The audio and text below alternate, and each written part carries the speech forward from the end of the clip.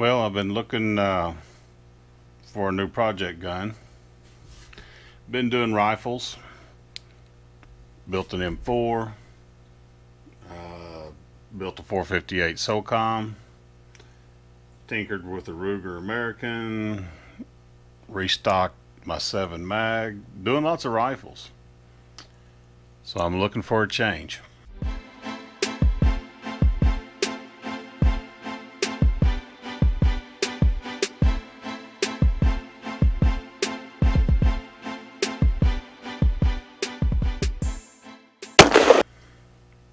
I'm not a revolver guy, so that's really not tweaking my fancy. Who knows, it might happen one day.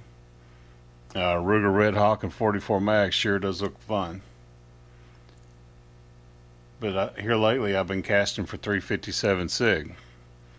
So the next revolution, whatever you want to say, my next evolution is that for years this is the only 9mm I've ever owned. I picked this up at a range one day. It looks like a cast bullet. Looking at that bullet, it looks like it might even be that little Lee with the tumble lube grooves. Somebody dropped it there. But for years, this is the only 9mm I've owned till today.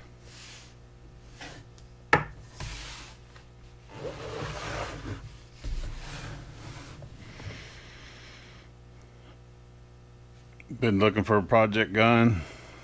I went to my local shop. He called me when he got these in. Said, "Hey, I got one down here I think you might want to look at." So I went down. AIM's been bringing these in for years. They've got 3 different grades. They've got one in rough condition for $199. Their mid-grade is $139, and then their 1 in 10 selects are 200. I'm sorry, I said one.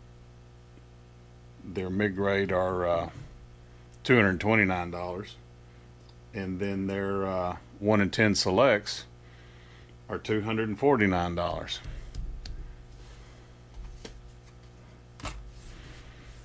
$249.99. Shop price, not bad. That's a shop I've done a lot of business with. Good guys, young guy who bends over backwards to help people. Let me look it over.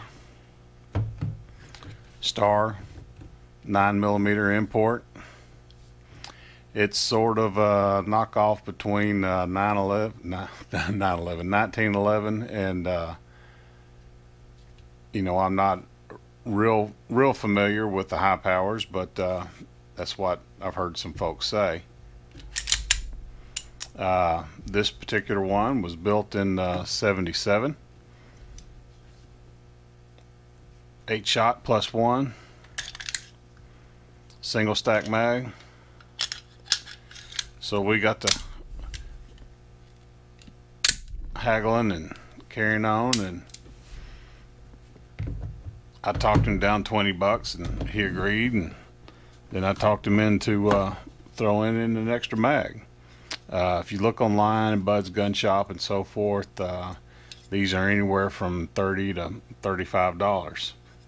You only get one with the gun, but he had one in his shop, and I was like, "I'll pay you cash today, you throw in the extra mag." So he said, "Deal."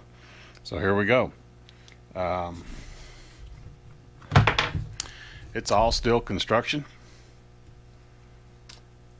Since it is a European export, it did have a magazine safety on it. So the first thing I did was take the scale off and pop that out. Now you don't have to deal with that annoying mag safety, as well as now your magazines, they drop out. With the mag safety, they'd pop out about a ½ an inch, and then you literally have to pull them out. But it's not the best shape in the world, but it's in good shape. The bluing's in good condition. I don't know if the light's gonna let me see, but the ramp, I'll take it apart here in a little bit. The ramp has hardly got any marks on it whatsoever. It does have some holster wear on it. The gun has been dropped. There's a little ding on the sights, but that's nothing that can't be cleaned up. But one thing that everybody says about these guns is the triggers are butter, and they aren't kidding. There's just a little bit of pull, and then it is as crisp as could be. I'm not going to sit here and dry fire. It's not the best thing to do with a gun, but hey, she's a beaut. To take it apart, pull the mag out, slide it back, lock it in place with your safety,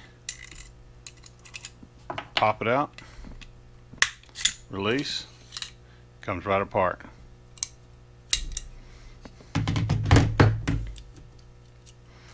It does have a captive spring. That's nice. Got a barrel bushing like a 1911.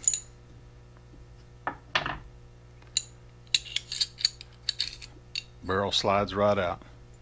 Now you can see there is hardly a mark on the feed ramp. It's in good shape. Just a tad bit of pitting on the barrel, probably because it sat in the holster for years and years and wasn't pulled out, but she's in good shape.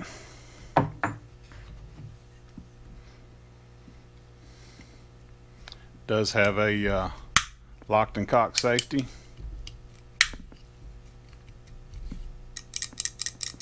So you can carry it locked and cocked if you want, or you can carry it down, go single action. But that trigger is absolutely butter. It does have a pivot trigger instead of a straight pull. That simplifies things. But this is my project gun. So let's get it put back together.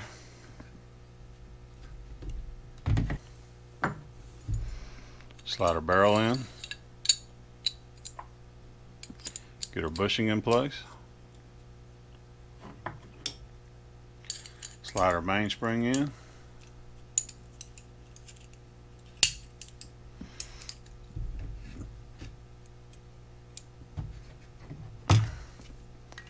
Slide it in. Bring it back. Lock it.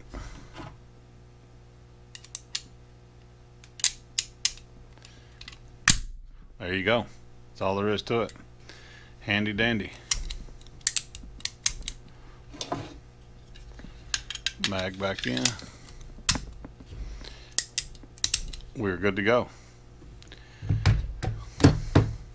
Comes with the original manual. It's all in Spanish, but it's photo stupid, so if you can't figure it out by the photos that are in place, then this ain't the gun for you.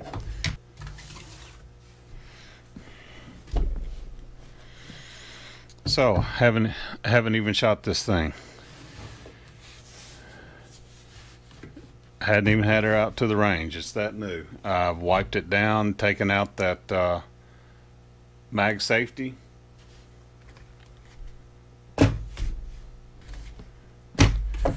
Picked up 100 rounds. Bass Pro Shop, doing business as Cabela's, whatever they're called these days. $10.50 for 50. That is reloading price range right there. And they've got shelves and shelves of these things at $10.50. That's what, a nickel. Carry ammo, $13.50 for 20. I like the SIG Elite Performance. It seems to expand at all velocities. I like that. But you know, dadgummit, being a reloader, you just can't leave well enough alone.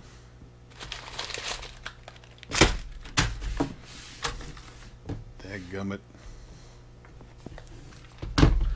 Oh, here we go. Spending money is what we do. Got some more. Got a powder I haven't used before. 9mm seems to like it. Everybody's got it there. Got those on the shelf.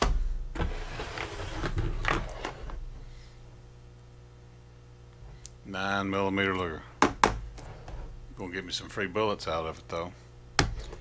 So I have gone from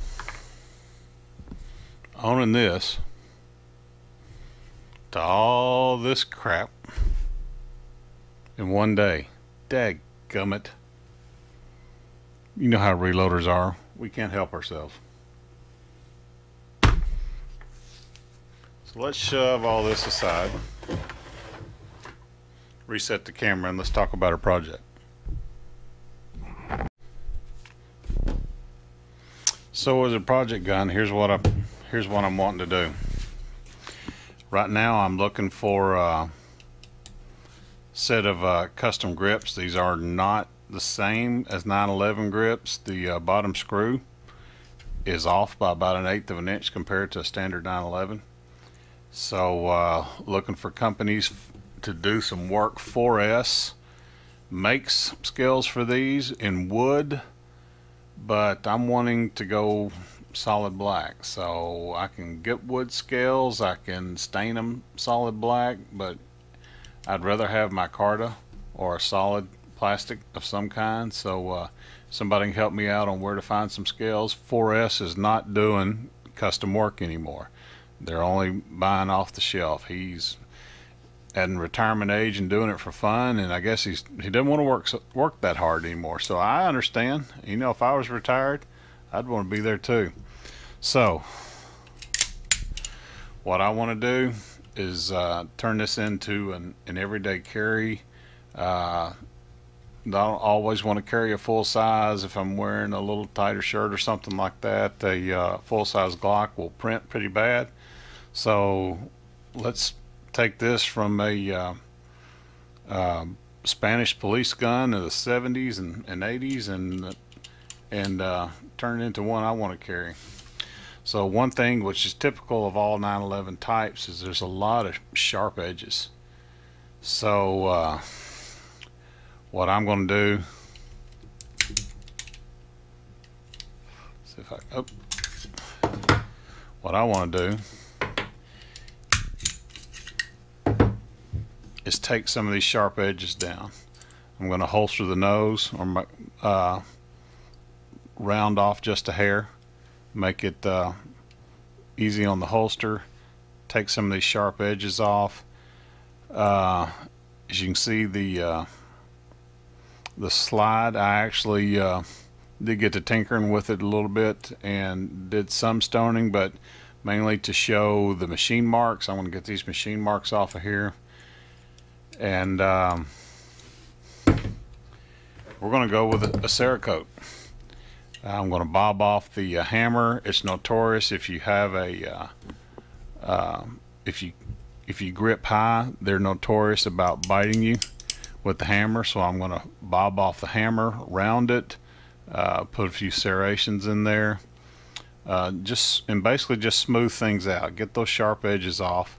You know, if this was a high dollar gun or a Colt or, you know, World War II era 1911, I wouldn't even consider doing what I'm doing. But you know, hey, I paid $229 for it. I'm going to take some sharp corners off of here so we don't get slide bite. I'm going to Cerakote. I'm kind of torn between two colors, either the burnt bronze or kind of a ghost gray. And all the pins, the grips, the trigger, sorry I'm bumping the camera, going black with all the small pieces. So grips, pins, screws, grip, hammer, trigger, barrel, slide and release, all that in black. I'm going to take sharp corners off the slides, have them Cerakoted as well.